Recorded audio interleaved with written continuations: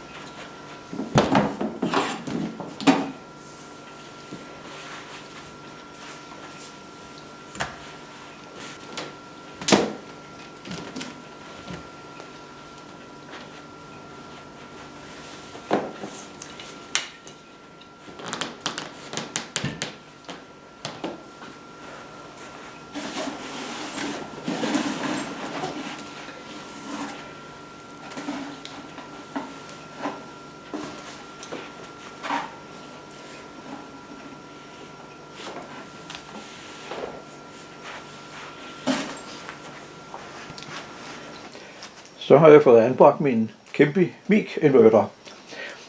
Jeg har lavet en kasse på 4 hjul, så den kommer op i arbejdshøjde.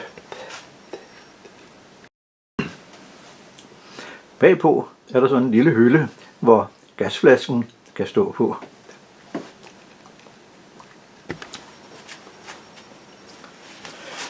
Her på siden åbner man ind til trådspolen.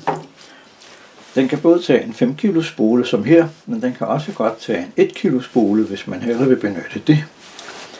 Og her sidder rullerne, som driver tråden frem med spændemekanismen her.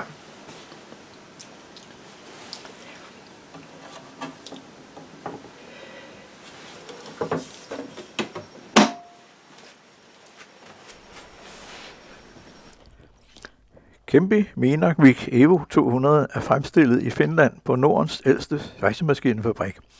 Det er en stor fabrik, som laver alle mulige svejsemaskiner til hele verden, og som er kendt for stor kvalitet.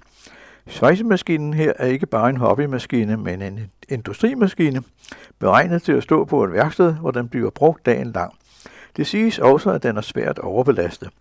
Med sine 200 ampere skulle den nok kunne klare de fleste opgaver.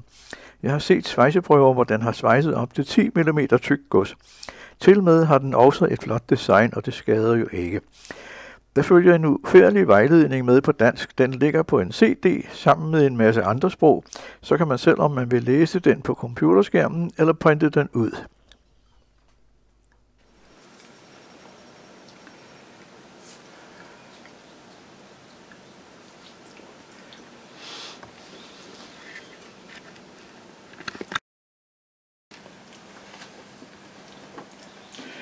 Inden jeg laver en prøvesvejsning, skal vi lige se på displayet. Maskinen har et stort display, hvor man kan se, hvad man indstiller maskinen til.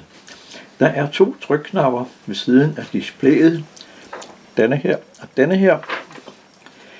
Med den øverste kan man vælge mellem manuel indstilling og automatisk indstilling. Hvis man vælger den manuelle, skal man selv vælge spænding, strøm plus trådhastighed. Det gøres med de 2 drejeknapper under displayet. Denne og denne. Den til venstre indstiller strøm, trådhastighed, og den til højre indstiller spænding. De 2 drejeknapper skal indstilles ret nøjagtigt, og det kræver lidt øvelse. Hvis man derimod vælger automatisk, indstiller maskinen selv strøm og spænding til det bedste resultat.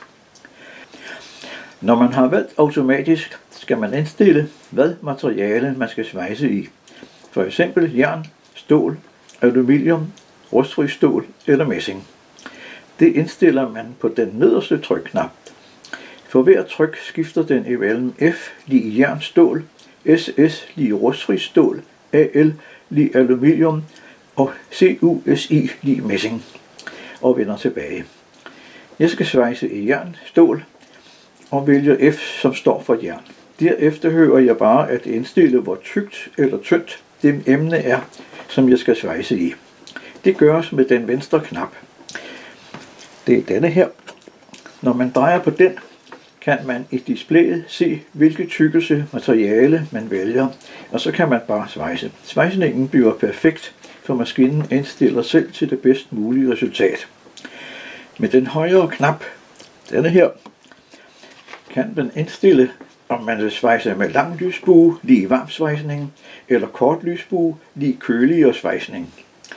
Ved kort lysbue og dermed køligere svejsning er fare for at brænde igennem tynd plade mindre. Man kan indstille mellem 0 og minus 9 og 0 og plus 9. Til almindelig svejsning anbefaler fabrikken 0. I displayet kan man se, hvilken gasart, der er bedst til materialevalget. Her jern, hvor den viser enten blandgas 82-18 eller CO2-gas. Man kan også se trådhastigheden, som følger den tykkelse, man maljer. Jo tykkere materiale, jo hurtigere trådhastighed.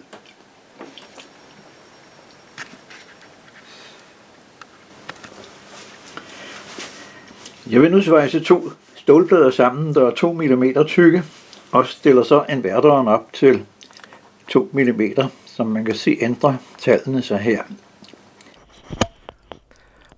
Den er nu op på 2 mm, men da jeg skal svejse ind i en vinkel, giver jeg den en halv ekstra, så vi kommer op på 2,5 mm. Og så skulle det også være sikkert, at svejsningen bliver god.